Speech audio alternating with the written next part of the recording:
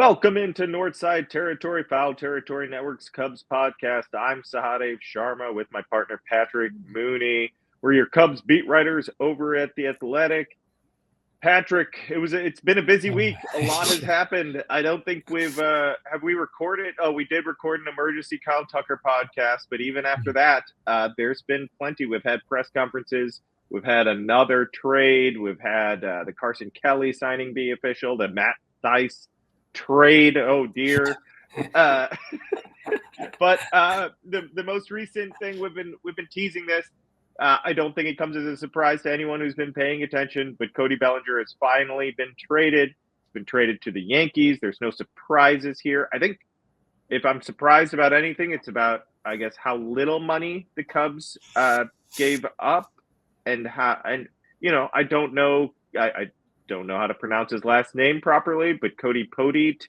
I don't know a lot about him, so I don't want to talk down about him, but he's, a fungible, swing man, it seems like is how best to describe him. I didn't see anything that stood out.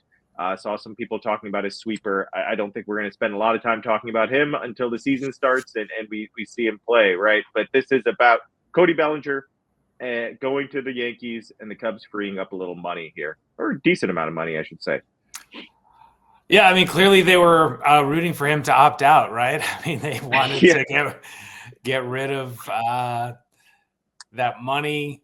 Clearly, by having the Yankees take on that much salary, it reduces the return, and I think fungible is a good word for the incoming Cody here. It's kind of wild after all the time spent on, will they trade him? Will they won't? Going back to 2023, where is he going as a free agent? Is he going to opt in or out? There were trade rumors out there last summer as well. And for him to just wind up on the Yankees, a team that was really after him at 2023 for a pretty minimal return is, kind of funny. But yeah, I guess you can't really evaluate it until we see what they do next and ultimately where their payroll ends up next year, because right now it just kind of looks like a salary dump. Right.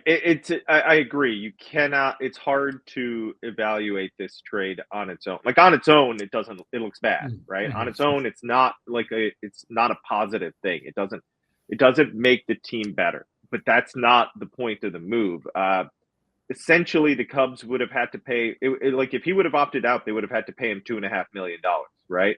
So that was part of it, right?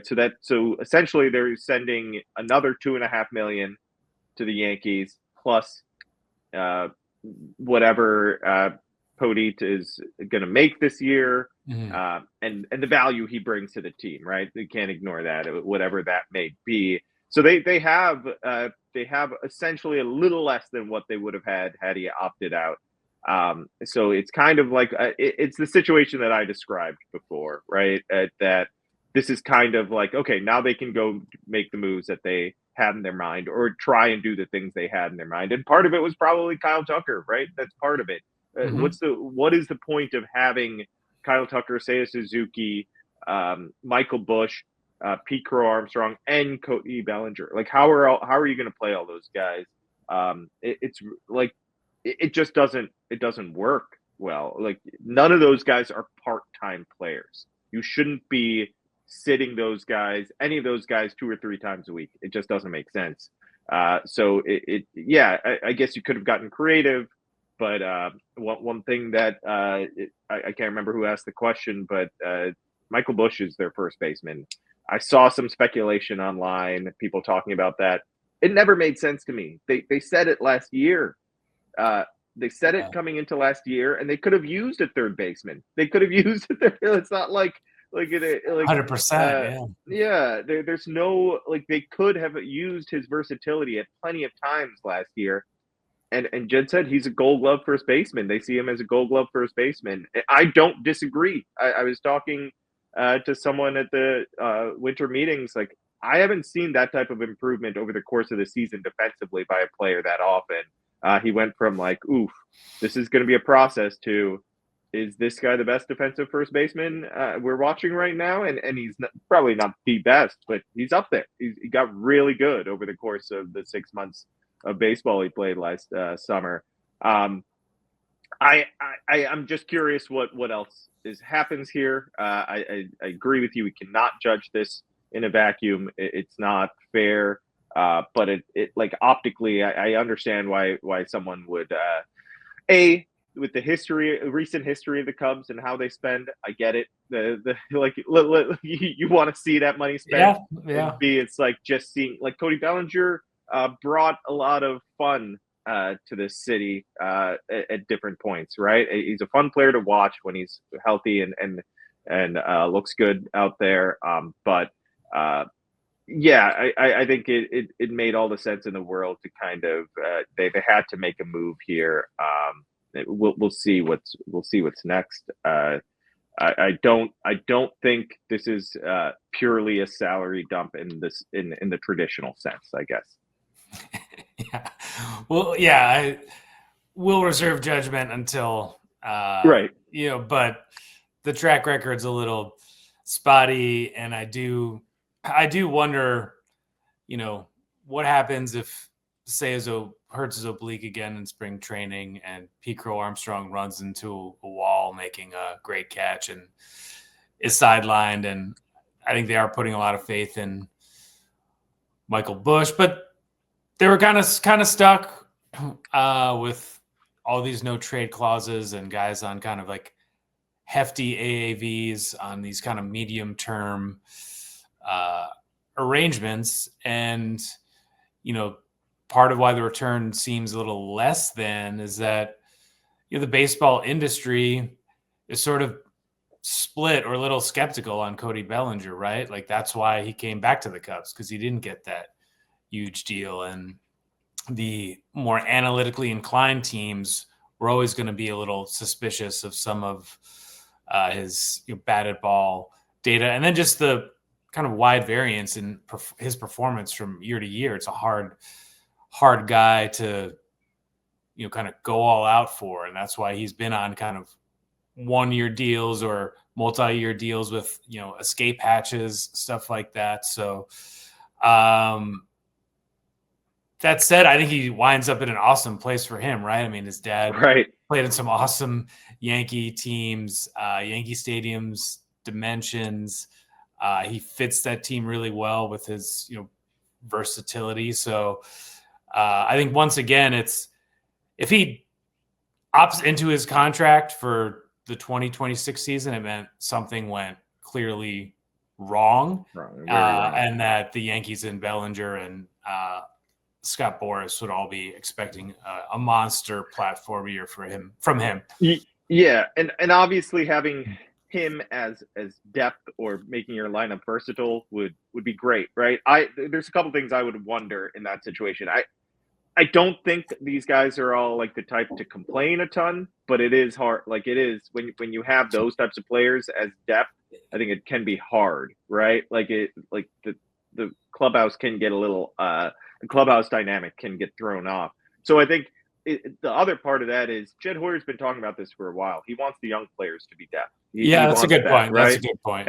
And Kevin Alcantara and Owen Casey can in theory, hopefully fill those spots that we're talking about when we say like when you bring up very valid points. Like, would I be surprised if Pete Crow Armstrong goes too hard in spring training and like strains an oblique because he runs into a wall? No.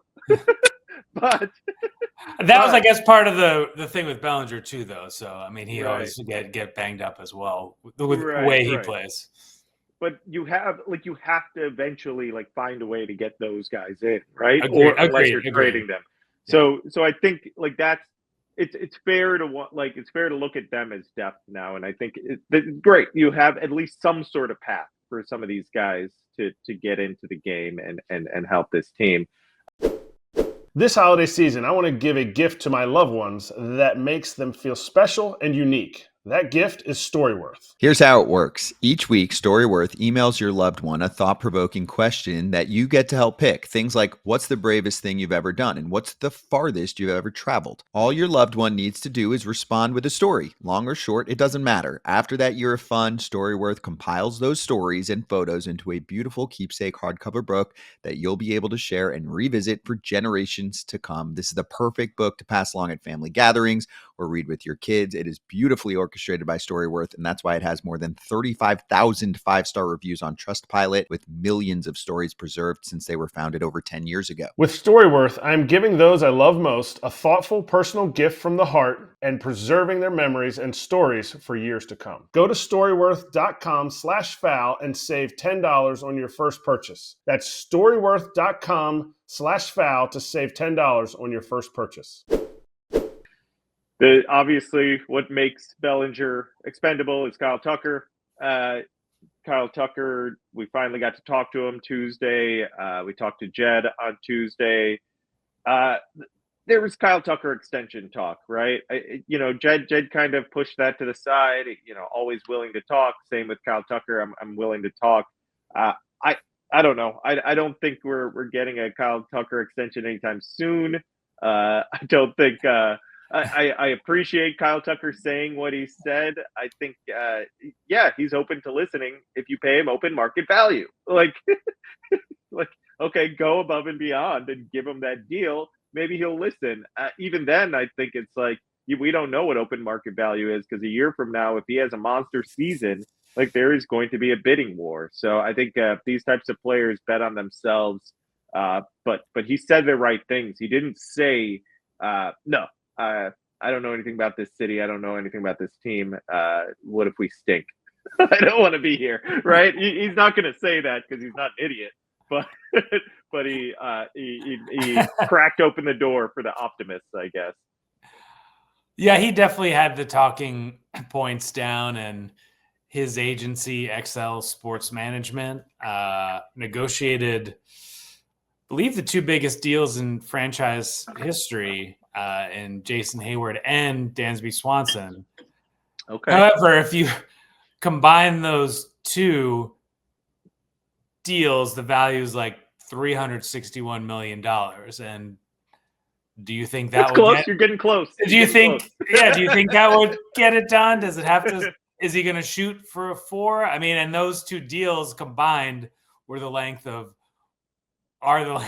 Juan Soto's entire contract. So I think in a pre-Soto world, there's probably a bit more credibility in that. I know Excel may be a little more flexible than, say, Boris Corp. But how did Dansby Swanson get paid? It was by leaving his hometown team and testing the market and finding a team that was way more desperate than the Braves. Jason Hayward obviously played it out so that he would reach free agency at a very prime age. He left his hometown team and kind of, we should go back and look at what Jason Hayward's quotes were when he was first traded to the Cardinals, because I'd imagine it was somewhat similar of, great franchise, excited to win.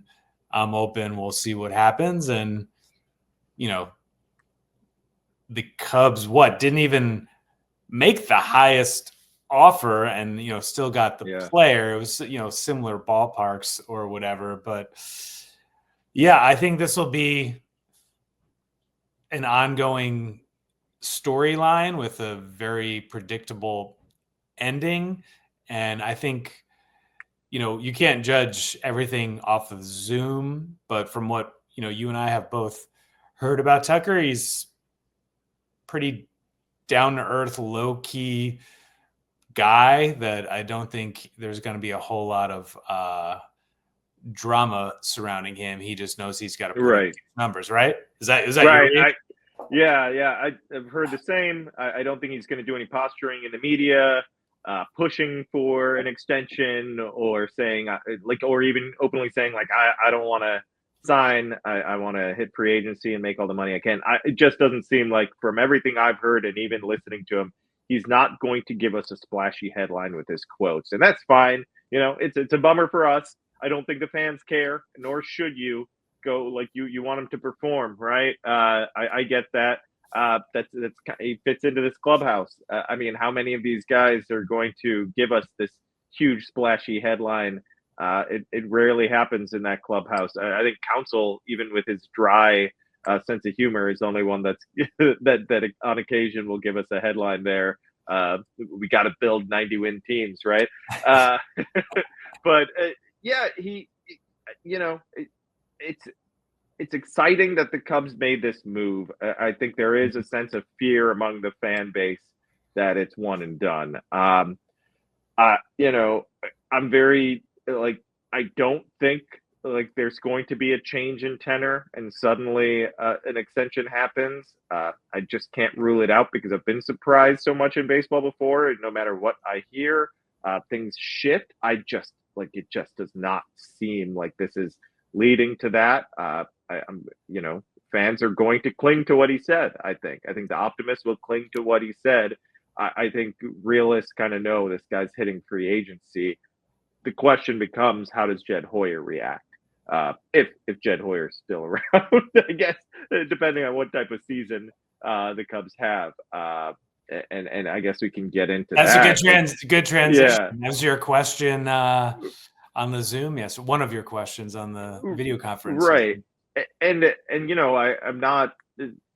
I think it's a very obvious question. I don't think I was coming up with anything crazy here by you go get a great player. I understand all the reasons why you make this move, but it is fair to wonder, Jed Hoyer's contract is up at the end of this season. Do they have to make moves to save your jobs? The whole front office is under the microscope right now. It's no longer nobody's blaming David Ross. Nobody's blaming, I think you can put blame on the players at times, but also Jed Hoyer built this team. There's no superstar, and now there is. Okay. He went and got that big thing that we were all complaining to him about. How many times did he mention that during the presser? Like, we've talked about this a lot. We talked about this player. You guys have asked me a lot about this type of player. And he said, no, this is not a move that has anything to do with his job. He's looking at how to make this team better. I didn't expect anything else, right? I wasn't expecting him to say, the clock is ticking. It's time for me to make some moves. Otherwise, I'm out of here. The Cubs' best interests don't matter. It's how do I save my ass? He'd never say that. I understand that. I just needed to ask him that.